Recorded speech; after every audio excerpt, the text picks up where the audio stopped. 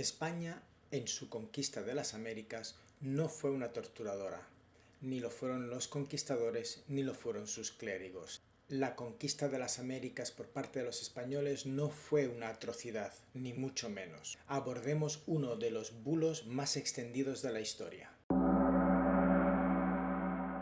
Esta imagen aparece en internet como muestra de lo que los conquistadores españoles hicieron en América a los nativos de las Américas. A mí me llamó la atención porque los pantalones me parecían más calzas bombachas típicas del siglo XVII que lo que llevarían los españoles en el siglo XVI. Entonces empecé a investigar y me encontré con esta otra imagen, que es de la que sacaron la de arriba. Bueno, el cambio que hicieron fue realmente estúpido, puesto que esta imagen de aquí sí que muestra indumentaria característica del siglo XVI. Lo que ocurre es que no es una imagen que represente a las atrocidades de los españoles en las Américas, sino que es una imagen extraída de aquí. Esta de aquí es la imagen sobre la que luego colorearon y sobre la que luego después alguien, pues muy estúpidamente, le puso calzas bombachas típicas del siglo XVII pensando que quizás sí convencería más. Bueno, lo que vemos aquí no es una representación de españoles torturando a indígenas americanos, no. Esta es una imagen que a su vez ha sido extraída de esto de aquí. El texto que aparece en la imagen está en alemán antiguo y por la tipografía gótica o Fraktur podemos concluir que es efectivamente del siglo XVI. En ello se lee el título en alemán, no me voy a atrever a leerlo porque no sea alemán, pero la traducción dice: verdadera y maravillosamente nueva noticia de un campesino que por su cuenta... Eso es lo que dice en los textos en letra grande, y luego en letra pequeña dice: han hecho el curso de sus acciones tan maravillosamente y terriblemente asombroso que fue así juzgado por orden cristiana e imperial en el año 80. Es decir, lo que estamos viendo es una secuencia de cosas que le hicieron a la misma persona. Este panfleto es un ejemplo clásico de las publicaciones sensacionalistas que circulaban en la Alemania del siglo XVI y XVII, que entonces se llamaba Sacro Imperio Romano. En esa época, los Neue Zeitungen, lo pronuncio fatal, discúlpenme, que literalmente significan nuevas noticias, eran hojas volantes o panfletos que informaban sobre eventos extraordinarios, crímenes, fenómenos sobrenaturales o castigos ejemplares. Esos documentos eran precursores de los periódicos modernos y se distribuían ampliamente gracias a la imprenta, captando la atención del público con relatos impactantes. Este caso específico relata la historia de un campesino que supuestamente, bajo los hechizos de la brujería, se convirtió en un hombre lobo y entonces fue posteriormente ejecutado por orden imperial en el año 1589. Este tipo de narrativas eran comunes y reflejaban las creencias y temores de la sociedad de la época, especialmente en relación a la brujería y a lo sobrenatural. Así que no es una muestra de lo que los españoles hicieron en las Indias. Pero resulta que del mismo modo, estos antepasados de los rotativos y de la prensa lanzaban panfletos sobre las supuestas atrocidades de los conquistadores españoles en las Américas. Por tanto, quien hizo la trampa e intentó, queriendo hacer pasar la imagen por una imagen de las atrocidades de los españoles en las Américas, pues lo hizo siguiendo una línea que ha estado en boga desde hace siglos, y es la de la propaganda anti-española llevada a cabo por los enemigos del Imperio Español, es decir, Alemania, Inglaterra y Holanda. Escuchemos al catedrático de Historia Moderna, Fernando Bruquetas, cuando le pregunté al respecto. Háblanos un poco de esto, de la leyenda negra y la propaganda de los, creo, alemanes y británicos, ¿no? Sí. Contra España. Bueno, más que de los alemanes, yo creo que fue de los británicos, de los franceses también en parte, de los intelectuales y luego los holandeses, obviamente, sin la importancia del príncipe de Orange y su necesidad de quererse desgajar de la corona española, pues tampoco hubiese habido tanta leyenda negra. ¿Qué es la leyenda negra exactamente? Y la leyenda negra es lo que utilizan en el momento histórico del siglo XVI los enemigos de España para luchar contra el poderío de España. En principio, lo que era el enfrentamiento contra la corona española se convierte en un enfrentamiento contra los españoles en general. De ahí surge la leyenda negra. Todos los españoles son malos, abusadores, conquistadores, van a hacer todo por las malas, por la fuerza. Ahí se mezclan muchos sentimientos y muchos procesos históricos, como son la fobia al que manda, al que tiene el poder. Eso se vio también con el Imperio Romano, pero es porque se da por hecho. Lo increíble es que se da por hecho que la leyenda negra es cierta. Ajá. Y de que los que imperan son los malos.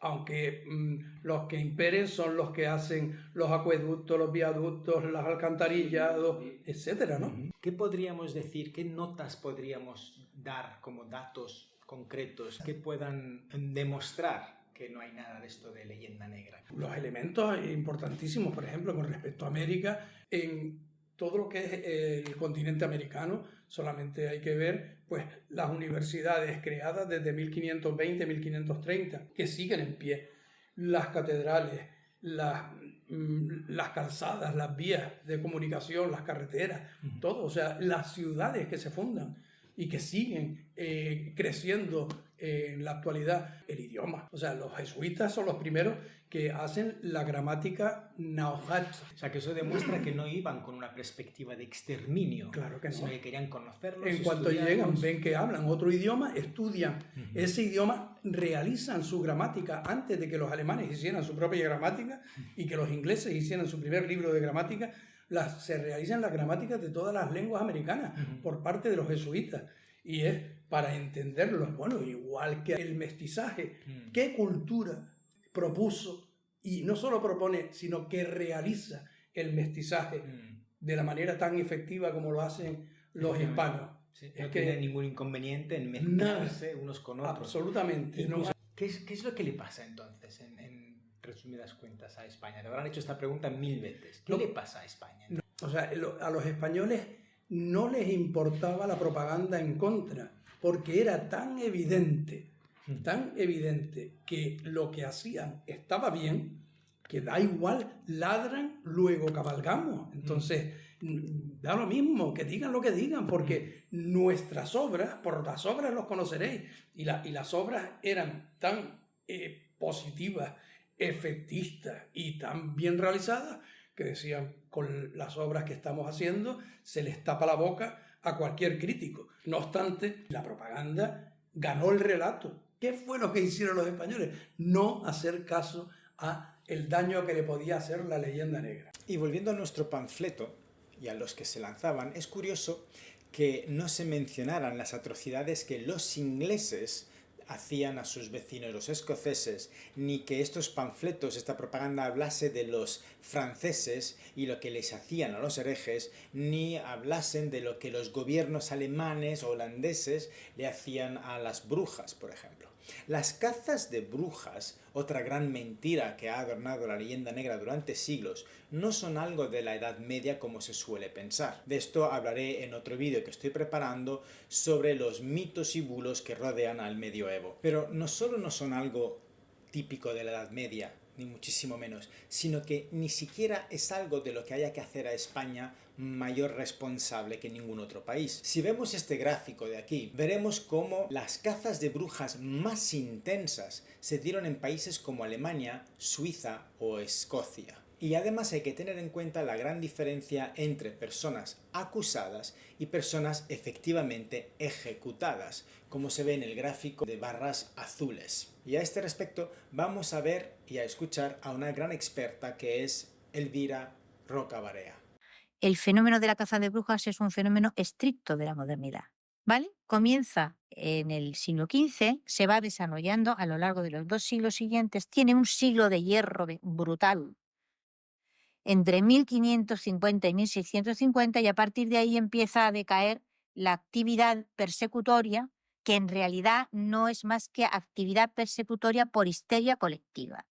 Es decir, desechen la idea de que había unas señoras que iban por los campos y cogían hierbitas y eran perseguidas por unos tíos espantosos, preferentemente inquisidores, pero también de otras religiones, ellas en su inocencia virginal y natural, por machismo, para nada. Esto no funcionó jamás así.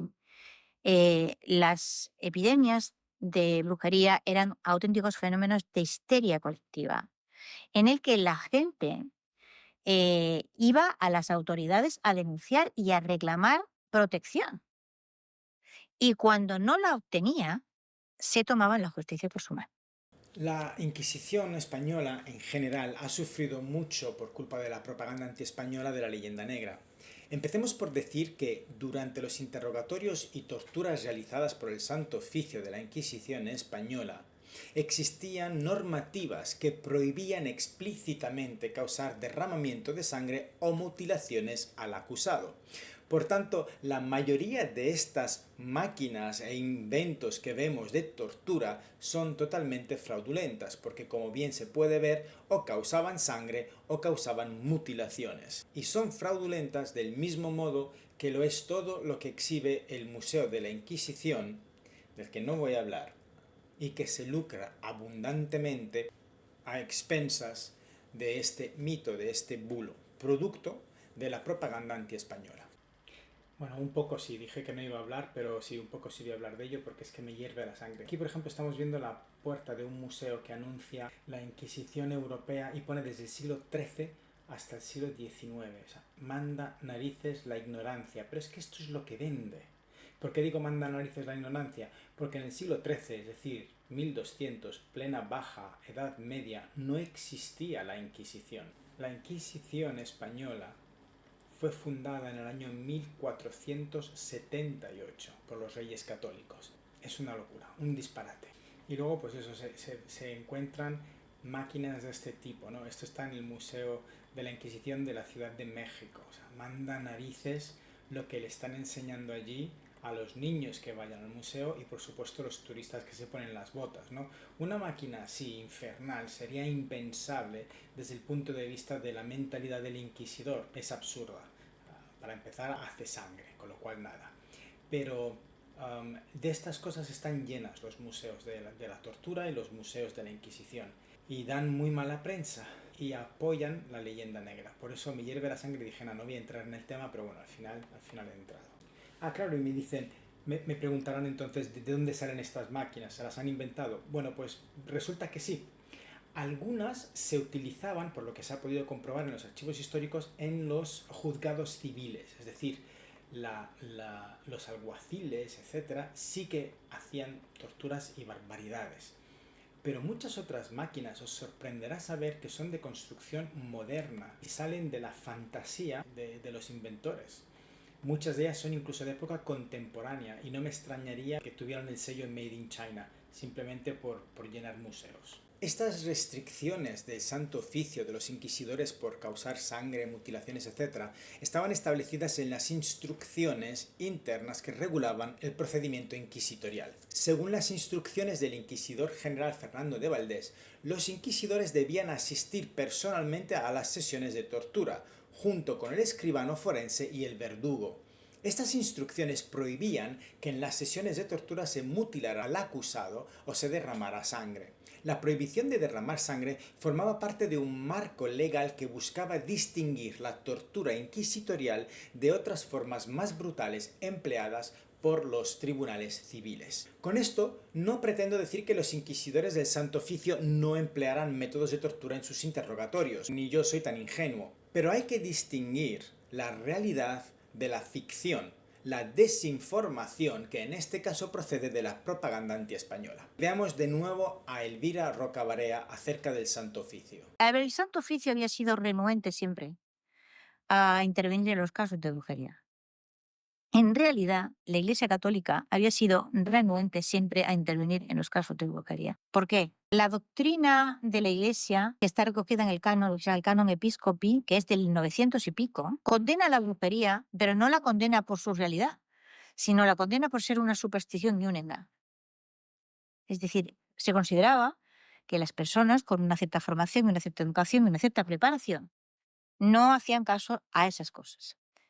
¿Cuándo empieza a cambiar esta idea y se empieza a dar credibilidad a los efectos de las prácticas de las brujas, hechiceros, etcétera, etcétera? A lo largo del siglo XV, estas actividades o estas prácticas adquieren una relevancia, adquieren un prestigio, te las encuentras de repente en personas en las que antes hubiera sido impensable. Hay un momento en el que se produce un cambio legislativo importante, es el primero en Europa, que tiene que ver con que se deja de dar credibilidad a la brujería. Es decir, nadie va a ser ni denunciado ni condenado por brujería por el simple motivo de que se niega la existencia. Las leyes nuevas de la Inquisición, que son en Europa Occidental el primer caso, estamos en torno a 1620. Esa doctrina protopositiva, absolutamente racionalista, en el Santo Oficio, va a distinguir al Tribunal de la Inquisición no solamente del resto de los tribunales europeos, sino del resto de los tribunales españoles civiles. Es decir, que la Inquisición inicia una trayectoria en cuanto a su legislación que difiere completamente del resto de los tribunales, tanto civiles como eclesiásticos, en España y fuera de ello. ¿Cómo hemos llegado a tener la cabeza al revés hasta el punto de considerar que la Inquisición fue el organismo más perseguidor de brujas y más tremenda? O sea, ¿cómo se ha llegado de una realidad legal? En conclusión, podemos afirmar con tranquilidad que, uno, los españoles no causaron atrocidades en su colonización de las Américas, cosa que no se puede decir, por ejemplo, de los ingleses en el norte del continente, ni de los belgas, por ejemplo, en África, ni de los japoneses, por ejemplo, en sus conquistas durante la Segunda Guerra Mundial. Segundo, debemos descartar la idea de que las brujas y las cazas de brujas son algo de la Edad Media. Nada de eso. Tercero, debemos descartar la idea de las torturas horribles de los inquisidores. De hecho, la Inquisición española es la que menos procesos tiene a lo largo de toda su historia, sobre todo comparada con el número de procesos en Francia, en Alemania o en Inglaterra.